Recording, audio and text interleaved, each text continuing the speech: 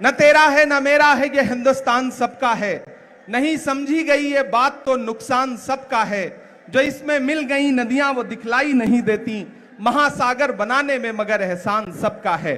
बेल्लारी और उसके आसपास कि मौजूद लाखों की आवाम यहां पर आदरणीय राहुल गांधी जी भारत को जोड़ने की मुहिम लेकर के कन्याकुमारी से अपने साथ हजारों लाखों की तादाद में लोगों को लेकर के निकले हैं और ये यात्रा शहर शहर गली गली गांव गांव होती हुई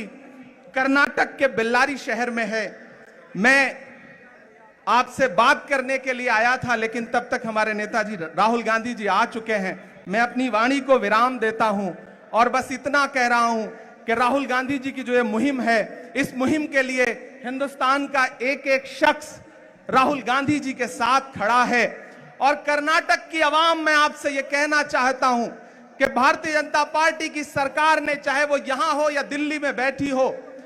पिछले कुछ सालों में इस देश को महंगाई और नफरत के अलावा कुछ भी नहीं दिया है। जब भी आप उनसे सवाल करते हैं कि पेट्रोल और डीजल जो 60 रुपए का था वो 100 रुपए का क्यों हो गया, तब वो आपसे कहते हैं कि हिंदू मुसलमान के झगड़े में उलझ जाओ। जब आप सवाल करते हैं कि 400 रुपए का गैस सिलेंडर 1000 के पार क्यों हो गया, तब वो आपसे कहते हैं कि नहीं, हिंदू मुसलमान पर बहस करो। जब आप उनसे पूछते हैं कि हंगर इंडेक्स में भारत 107वें नंबर पे कैसे आ गया, तब वो कहते हैं कि आप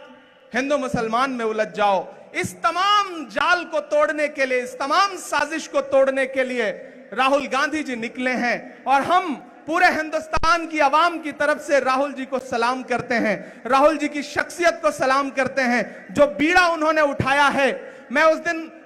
यात्रा में साथ चल रहा था तो किसी पत्रकार ने मुझसे कहा कि आप चल रहे हैं तो आपको कैसा महसूस हो रहा है, तो मैंने एक ही बात कही कि मैं महात्मा गांधी के दौर में पैदा हुआ होता तो शायद मैं उनके साथ चल रहा होता, लेकिन मैं इस दौर के गांधी के साथ पैदा हुआ हूं तो मैं अपने दौर के गांधी के साथ चल रहा हूं। और मुझे ऐसा लग रहा है कि मैं एक ऐसी मुहिम में चल रहा हूं कि आने वाली नस्लें जब पूछेंगी कि जब मुल्क में नफरतों की आग लगी थी, महंगाई आसमान को छू रही थी, दिल्ली की गद्दी पर बैठा हुआ हाकिम बात करने को तैयार नहीं था, ऐसे में आप क्या कर रहे थे, तब मैं फख्र से कह सकूंगा, गर्व से कह सकूंगा कि मैं अपने नेता राहुल गांधी जी के कदम से कदम मिला करके कन्याकुमारी से कश्मीर तक अपने पांव के छालों की परवाह किए बिना जा रहा था और भारत को जोड़ने की कोशिश कर रहा था। मैं एक बार फिर से राहुल जी को सलाम करता हूं और मैं जानता हूं कि चाहे बारिश हो या आंधी, नहीं रुकेगा राहुल गांधी। राहुल जी आगे जाएंगे